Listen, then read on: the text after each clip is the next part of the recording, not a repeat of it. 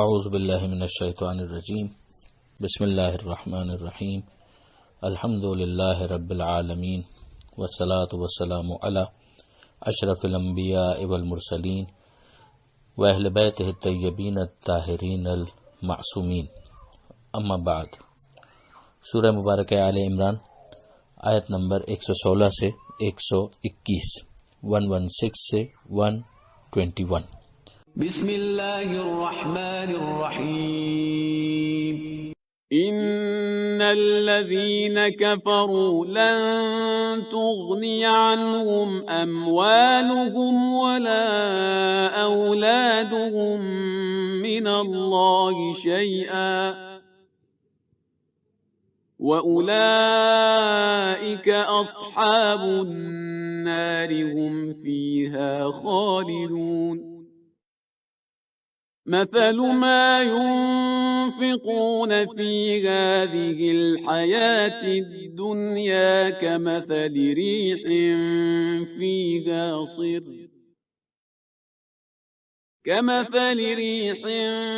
فيها صر أصابت حرث قوم ظلموا أنفسهم فأهلكته وما ظلمهم الله ولكن أنفسهم يظلمون۔ يا أيها الذين آمنوا لا تتخذوا بطانة من دونكم لا يألونكم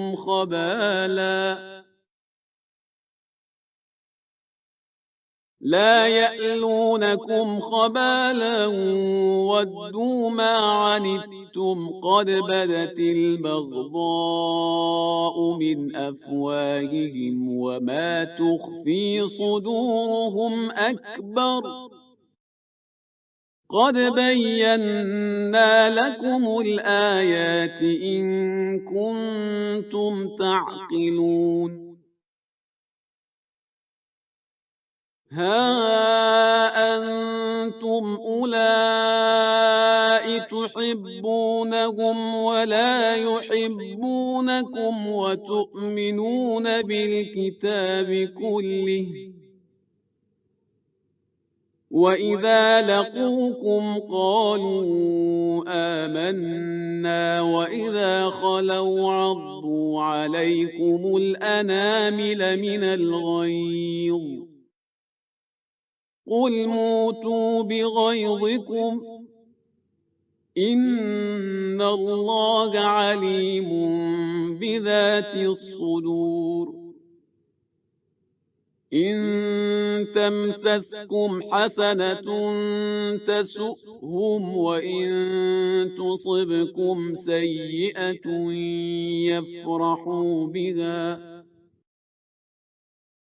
وَإِن تَصْبِرُوا وَتَتَّقُوا لَا يَضُرُّكُمْ كَيْدُهُمْ شَيْئًا إِنَّ اللَّهَ بِمَا يَعْمَلُونَ مُحِيطٌ۔ وَإِذْ غَدَوْتَ مِنْ أَهْلِكَ تُبَوِّئُ الْمُؤْمِنِينَ مَقَاعِدَ لِلْقِتَالِ واللہ سمیع علیم۔ پہلی آیت جو اس صفحے پہ ہمیں نظر آ رہی ہے اس میں انہی کافروں کا ذکر ہے کہ جنہوں نے کفر کو جانتے بوجھتے سوچتے سمجھتے اختیار کیا۔ ان کے بارے میں کہا جا رہا ہے کہ ان کا مال اور ان کی اولاد اللہ کے مقابلے میں انہیں کوئی فائدہ نہیں پہنچا سکے گی۔ ظاہر ہے کہ اللہ کے مقابلے میں تو کوئی بھی چیز ہو وہ فائدہ مند نہیں ہو سکتی، مگر عام طور پر دنیا دار ایک انسان کا مزاج یہ ہوتا ہے کہ یا وہ مال پر بھروسہ کر رہا ہوتا ہے یا وہ اپنے مین پاور پر، ہیومن ریسورس کے اوپر بھروسہ کر رہا ہوتا ہے، اور اس میں بھی اولاد کا ذکر خاص طور پر اس کی اہمیت کی وجہ سے کیا جا رہا ہے۔ تو یہاں پر یہ اعلان ہو رہا ہے کہ خدا کے مقابلے میں یہ دو وہ چیزیں کہ جن پر تمہارا بہت زیادہ بھروسہ ہے تمہیں کوئی فائدہ پہنچانے والی نہیں ہے۔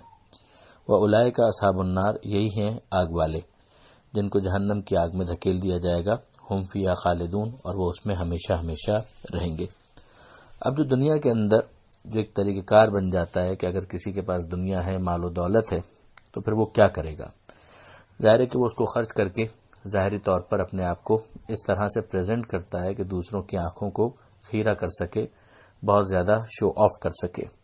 تو یہاں پر اس خرچ کو پروردگار عالم نے کہ یہ کتنا ناپائیدار ان کا خرچ کرنا ہے، اس کو سمجھایا ہے ایک مثال کے ذریعے سے، کہ ان کی مثال کہ جنہوں نے خرچ کیا اس دنیا کی زندگی میں، ان کی مثال اس ہوا کی سی ہے کہ جس کے اندر بہت زیادہ برد شدید فریزنگ ونڈ ہو، ایک ایسی کہ جو بالکل تباہ کرنے والی ہوا ہو۔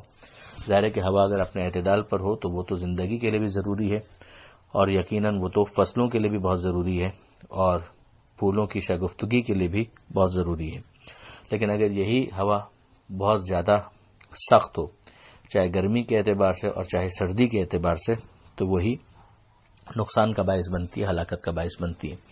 تو یہاں پر کہا جا رہا ہے کہ اس کی مثال ایسی ہے کہ جیسے ایسی ہوا ہو کہ جس کے اندر بہت سختی ہو، سردی ہو، پالا ہو، اور جو ایک قوم کی کھیتی کے اوپر جا کر گر پڑے، ایسے قوم کے جنہوں نے اپنے آپ پر ظلم کیا اور پھر ان کے اس فصل کو بالکل تباہ اور برباد کر کے رکھ دے، یعنی اس سے کوئی فائدہ حاصل نہ ہو پائے۔ تو ٹھیک ہے، اگر ظاہری طور پہ تھوڑا بہت شوشہ اگر اس خرچ کے ذریعے سے وہ حاصل کر پاتے ہیں تو کر لیں، لیکن بہرحال اس کے اندر ڈیوریبلٹی یا پائیداری نہیں ہے۔ اور پھر پروردگار عالم نے ارشاد فرمایا کہ اللہ ان پر ظلم نہیں کرتا، یہ خود اپنے آپ پر ظلم کرتے ہیں۔ یہ پھر ایک مرتبہ اللہ کے عادل ہونے کے اوپر ایک بہت اہم دلیل بن جاتی ہے۔ اب اس کے بعد جو اگلی آیت ہے، آیت نمبر 118، اس میں پروردگار عالم نے صاحبان ایمان کو نصیحت کی ہے، اور نصیحت کی ہے رازداری کے اعتبار سے کہ کس کو اپنا رازدار بناؤ اور کس کو اپنا رازدار مت بناؤ۔ تو ارشاد ہوتا ہے کہ یا ایھا الذین آمنو، اے ایمان لانے والو، لا تتخذوا بطانۃ من دونکم، کہ غیروں کو اپنا رازدان مت بناؤ۔ جو لفظ یہاں پر استعمال ہوا ہے وہ ہے بطانہ، اور اس کا مطلب ہوتا ہے وہ لباس جو اندرونی ہوتا ہے، جو انسان کے جسم سے بالکل متصل ہوتا ہے۔ اوپر ایک شرٹ ہے جو کہ نظر آ رہا ہے، مگر جو اندرونی لباس ہے وہ تو جسم سے بالکل قریب ہے۔ اس کے ذریعے سے سمجھایا گیا ہے کہ ایسا جگری دوست کسی کو بنانا، ایسا رازدان کسی کو بنانا، تو یہ دیکھ لو کہ وہ اس قابل بھی ہے کہ اس پر اعتماد کیا جا سکے۔ اگر وہ تمہارے دین اور ملت سے بیزاری رکھتا ہے، دشمنی کا اظہار کرتا ہے، ایک ہاسٹائل ایٹیچیوڈ ہے، تو پھر ظاہر ہے کہ ان افراد کو اپنا رازدان مت بناؤ، وہ تمہارے لیے نقصان پہنچانے کے اور نقصان کے پہنچنے کے متمنی ہے کہ کسی طرح سے تمہیں نقصان پہنچے۔ اور اگر کوئی چیز تمہیں نقصان دہ ہوتی ہے تو وہ انہیں بہت اچھا لگتا ہے۔ قد بدت البغضاء من افواہہم، جو ان کا بغض ہے، جو ان کی نفرت ہے، وہ ان کے منہ سے ظاہر ہے، ان کی گفتگو، اور اگر وہ الفاظ کے ذریعے ظاہر نہ بھی کریں تو ان کے تیور، ان کا انداز، ان کا بیہیویئر یہ بتا دیتا ہے کہ وہ تمہارے بارے میں کیا سوچتے ہیں۔ اور جو ان کے سینوں کے اندر پوشیدہ ہے وہ اس سے بہت بڑھ کر ہے جو ظاہر ہو چکا ہے۔ تو یہاں پر پھر پروردگار عالم نے آخر میں کنکلوڈ کیا ہے کہ قد بینا لکم الآیات ان کنتم تعقلون، کہ ہم نے تمہارے لیے اپنی نشانیوں کو کھول کر بیان کر دیا ہے اگر تم عقل سے کام لو۔ یعنی انسان کو اگر وہ صاحب ایمان ہے تو بالکل بھولا بادشاہ نہیں ہونا چاہیے کہ وہ ہر ایک کے اوپر بھروسہ کر لے۔ اگر ایک معاشرتی معاملہ ہو، اپنا ذاتی معاملہ ہو، انفرادی معاملہ ہو، تو اس کے اندر معاملات دوسرے ہوتے ہیں، مگر کچھ قومی معاملات ہوتے ہیں، ملی معاملات ہوتے ہیں، جہاں پر انسان کو بہت زیادہ کوشش ہونے کی ضرورت ہوتی ہے اور عقل کا استعمال کرنا ضروری ہوتا ہے۔ تو اب یہاں پر اگر آپ دیکھیں تو ہمیں وہ حدیث بھی یاد کرنی چاہیے کہ اتقوا فراست المؤمن، کہ مومن کی فراست سے ڈرو، فإنہ ینظر بنور اللہ، اس لیے کہ وہ اللہ کے نور سے دیکھتا ہے، مومن بے وقوف نہیں ہوتا۔ آگے یہ بات مزید بڑھتی ہے آیت نمبر 119 میں بھی، اور ارشاد ہوتا ہے کہ یہ تمہارا حال ہے کہ تم ان سے دوستیاں رکھتے ہو اور محبت کی پینگیں بڑھاتے ہو، جبکہ وہ تم سے محبت نہیں کرتے، اور تم پوری کتابوں کے اوپر ایمان رکھتے ہو۔ اور ظاہر ہے کہ یہیں پر وہ بات بٹوین دا لائنز موجود ہے کہ ان کا معاملہ یہ ہے کہ وہ ایسا نہیں کرتے۔ جو اہل کتاب کا، خاص طور پہ یہود کا تو معاملہ تھا ہی کہ مسلمان جو ہیں وہ توریت پر بھی اور انجیل پر بھی اس کی جو اصل تھی کہ ہاں یہ ایک کتاب ضرور تھی تحریف سے پہلے کہ جو خدا نے نازل کی تھی، اور یہ قرآن کے اوپر بھی مسلمان جو ہے وہ ایمان رکھتے ہیں، مگر جو یہود اور نصارہ ہیں وہ بہرحال تمام کتابوں پر ایمان نہیں رکھتے۔ جو یہود ہیں وہ انجیل کو بھی مائنس کر دیتے ہیں، اور جو نصارہ ہیں وہ قرآن کو ڈس اون کر دیتے ہیں. اور پھر بتایا کہ یہ لوگ وہ ہیں کہ جب تم سے ملتے ہیں تو اپنے ایمان کا اظہار کرتے ہیں، اور جب اپنی تنہائی میں ہوتے ہیں تو پھر وہ اپنی بوٹیاں کاٹ رہے ہوتے ہیں.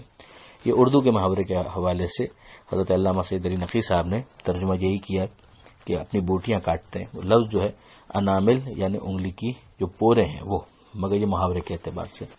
تو پھر یہ کہا جائے، اس سے سمجھ میں آتا ہے کہ اس میں منافقین بھی شامل ہیں، خود اہل کتاب کا ایک نفاق والا انداز اور ایک خود منافقین کا. تو پھر کہا جا رہا ہے کہ قل موتوا بغیظکم، کہ آپ ان سے کہہ دیجئے کہ تم اپنے اسی غیظ کی حالت میں مر جاؤ. یہ ایک طرح سے بد دعا ہے، اور یہ ہمیں سمجھ میں آتا ہے کہ بعض کیسز ہوتے ہیں کہ جس کے اندر بد دعا دینا جائز ہوتا ہے، ہر موقع ایک سا نہیں ہوتا. پھر کہا گیا کہ ان اللہ علیم بذات الصدور، یقیناً اللہ جو سینوں کے اندر راز موجود ہیں ان کا بھی جاننے والا ہے.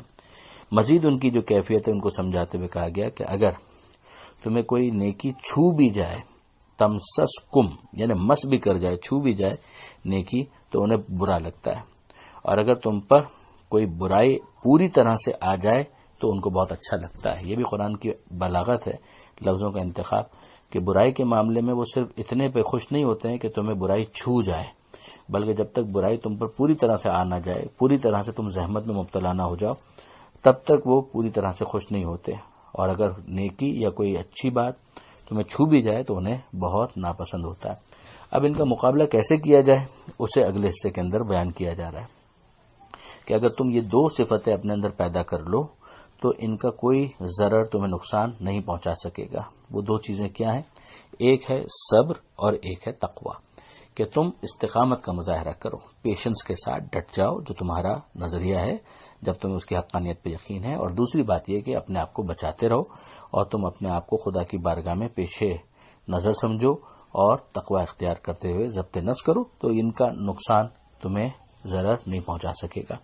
اللہ جو یہ کر رہے ہیں اس کے اوپر حاوی ہے، ان کے اعمال کے اوپر.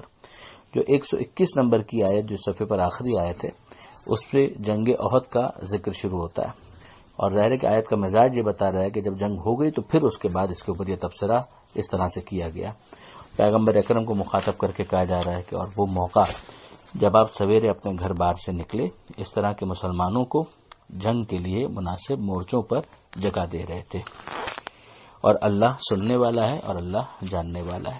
اب ظاہر ہے کہ احد کا لفظ تو یہاں پر نہیں آیا، یہیں سے ہمیں سمجھ میں آتا ہے کہ احادیث کے ذریعے سے، تفسیر کے ذریعے سے، روایات کے ذریعے سے قرآن مجید کی ان مشکلات کو حل کیا جاتا ہے کہ جو وہاں پر مخفی چیزیں ہیں وہ ہمیں سمجھ میں آتی ہیں. ورنہ یہاں پر بہرحال کسی میدان کا ذکر ہو رہا ہے، مگر وہ احد کا میدان ہے، وہ ہمیں بہرحال روایت کے ذریعے سے سمجھ میں آتا ہے.